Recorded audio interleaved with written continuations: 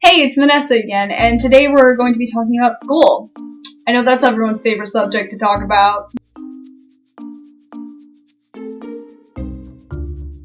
Okay, so first off, I just got my hair done. It feels so soft. I don't know what they use, but it just feels really soft. Have you ever, gotten your hair done, and then when you get home, you can't stop touching your hair because it's, so silky smooth? That's how it feels right now.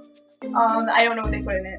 It also smells really good. The reason why I was talking about my hair is because I just got it done because I'm going to pick up my schedule tomorrow at school. Yay! Yeah.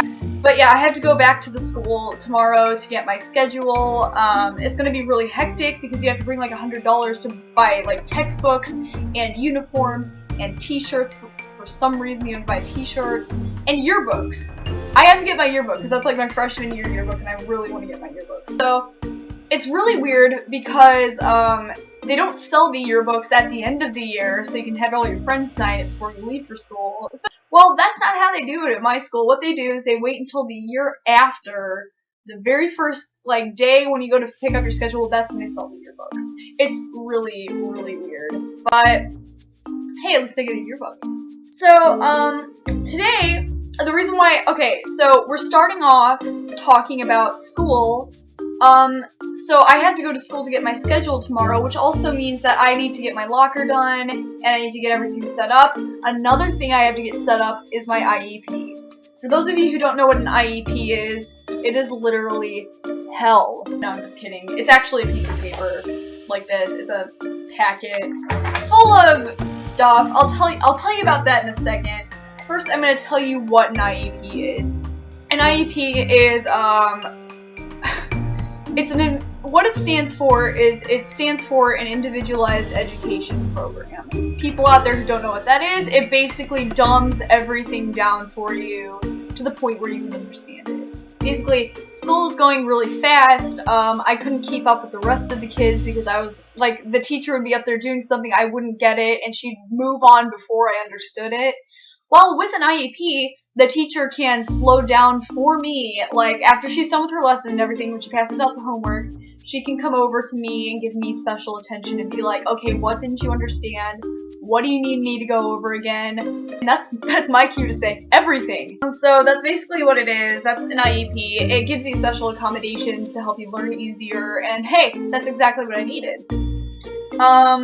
So it helps a lot because I can, ask questions. As an example, let's say you get an IEP and you are tested for ADHD. Let's just say you get tested for ADHD and you also find out you have some sort of strange math disorder where you can't understand numbers in your head, which incidentally I have. But let's just say you don't understand math in your head. Well, the accommodations can be able to use a calculator on tests that say you're not allowed to use a calculator, or extended test taking time, stuff like that. So just basically special ed perks, basically. Because I'm in special ed.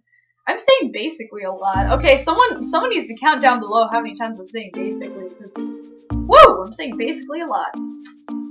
The reason why I really don't like talking about IEPs is because it literally took me 3 years to get my IEP. Now, when I say to get my IEP, that literally means to get it in place, to get them to accommodate me.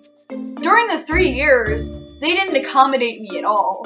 Yes, I might have gotten a calculator or two. Yes, I might have gotten a little extra attention from my teachers, but basically I got zip. I got no help at all. And the school I went to, they wanted to do as little as possible to help me, and I'm talking about middle school. So this means from about 6th or 7th grade all the way to freshman year. That's how long I had to fight to get this IEP. So basically from 7th grade to 8th grade, they didn't want to help me at all. They wanted to do as little as possible to help me achieve my educational goals, and that pissed me off. So I was falling behind in my homework. I wasn't understanding what they were teaching me. I had an F in math all year. Okay, let's just leave it at that. I had an F in math all year.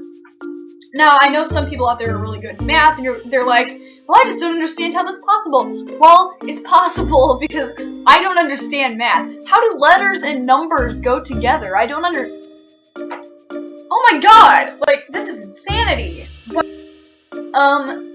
also, this school is a public school, so I used to go to a private school from 2nd grade to 6th grade, and the private school I got bullied out of, by the way, which is really ironic, because you'd imagine there's more bullying in public schools than private schools. Well, that's not the case. That is obviously not the case. Well, that's not what we're talking about here. I'll talk about that in a different video. We're talking about the education. Now, in private schools, the state doesn't force them to accommodate special ed students. They can do whatever they want with special ed students. They don't have to. Public schools do have to. So when I went to this private school, they wouldn't let me slip through the cracks. Yes, I would fail all my tests and homework, but they still gave me an A anyway to move me up to the next grade, because they didn't want to see their reputation get tarnished. Well, here at public school, everything I get wrong goes towards my grades. Literally, I can fail one test and I will get an F for the quarter. That sucks! I was falling through the cracks at public school.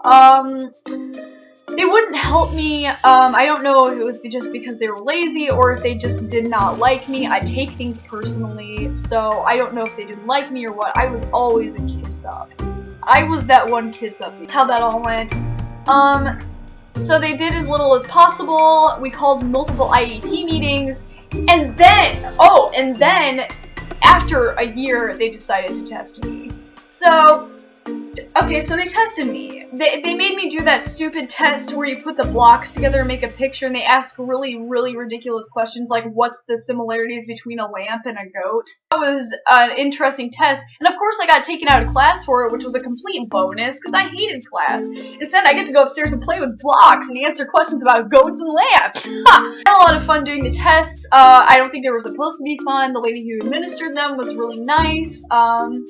It went over for about 5 days. The test took place over 5 days. A lot of it was like cognitive skills. Well, they determined I was other health impaired. In other words, I have ADHD. No shit! They determined I had ADHD, which was a total no-brainer. I mean, obviously, I have ADHD. They just had to get it in writing or something, but they determined I have ADHD, and then they decided to give me an IEP. Thank you very much. After a year. Okay. Well, here's what an IEP looks like. This is a draft from the one I got this year in freshman year. I blacked out the personal information because I don't want any crazy people stalking me. So at the top, the very first thing that I blacked out, that would be the name of the school district. The other stuff I blacked out would be my phone number, my address, my email, stuff like that, you know, personal information. Here is parent and guardian information, and then we get to participants in the IEP meeting this was issued at. See up the top it says draft, like all across the top. This is the first page.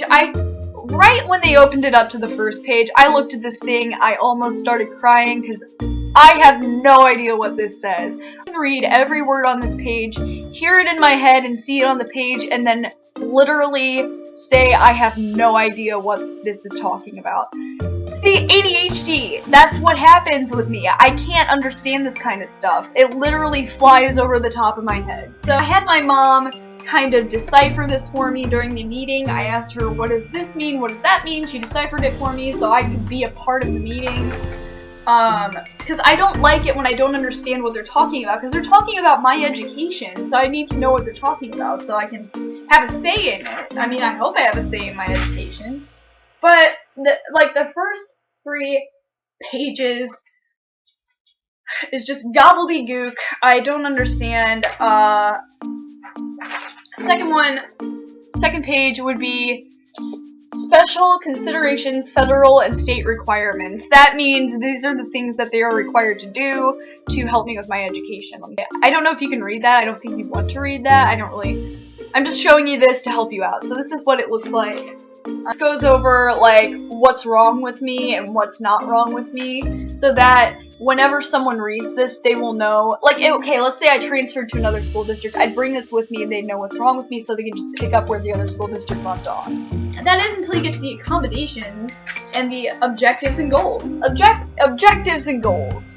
This is ridiculous, because all they wanted to talk about at the IEP meeting was objectives and goals. I don't care about the objectives and goals. I want to talk about the here and now. But that's literally all they wanted to talk about at the IEP meeting was objectives and goals. And one of the teachers, one of the really stupid teachers that I didn't like, walked out during the IEP meeting and printed a driver's ed manual that I didn't need that year.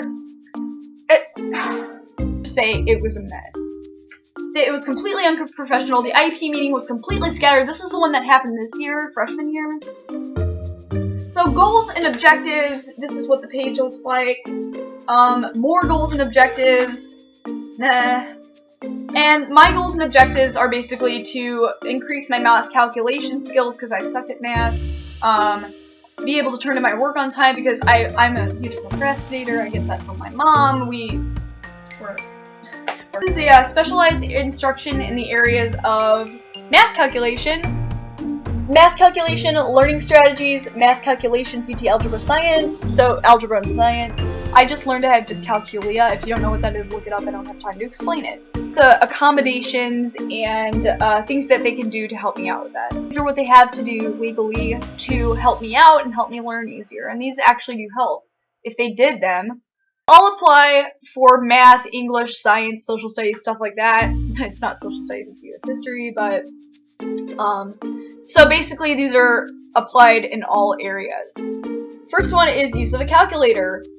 That's math, but it's for all areas, like science and stuff. Oral prompts for focus. That means the teacher telling me, Vanessa, write in your planner. Vanessa, put that in your folder. Vanessa, do this. Vanessa, do that. So it's just basically telling me to my face what I'm supposed to do. Assignments. Extended time for completion. That means I can have extended due dates, which means that even though the assignment might be due on Friday, if I don't turn it in on Friday, I don't get penalized for it. I don't get late grade. I just turn it in when it's done.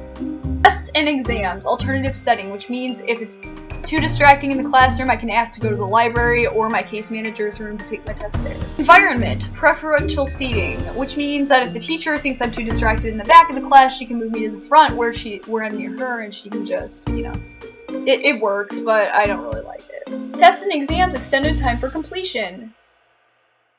Yeah. That's basically the same thing as assignments, except I get extended time for tests. Like, if I were taking a test in math, then I would need extended completion time. But if I were taking a test in history or science or something else I'm good at, it'd probably take me the hour. Other, students allowed to use district-provided electronic device. That, my friends, is the kicker. The district decided to give me an iPad mini. I got to choose between an iPad Air and an iPad mini, and I chose the iPad mini because it's about as big as my Kindle, so I could tote it around easier. It came with a case, and they locked this thing down so much there is literally nothing on here. I haven't even touched this all summer. Literally. I need to move it around the room, and it's not turning on because it's dead. Am I right? Yeah, it's dead. Okay. Well, it's dead because I didn't charge it. It comes with a keyboard, as you can see when you open it. You can prop it up so it makes like a laptop. Hello, hello. Well, I don't know. Okay, I'm not even gonna go into why they gave me this because that's a whole story on its own. That's another video. So I'm just not gonna go over that. Yay. So that's basically the end of the IEP. There's a transition plans, schedule. Here's my schedule. I had science first hour, I had US history second hour, English third hour, health fourth hour, algebra math fifth hour, studies class is just where I could go and do my homework. I had clothing and textiles second hour. That was my first year schedule, so you can see what I went for. It was really fun. But that was for my first year. Luckily, this is a draft, because if this was the finalized IEP, I'd be more pissed than I already am. But basically, that's the IEP, and the IEP process was absolute torture, because they did not want to budge on anything. So, what I want to ask you guys is, do you have an IEP, and did you have any trouble trying to get that IEP? Because I can't tell you how much pain my mom had to go through to try and get this. That's why I love her so much. She's the best mom ever.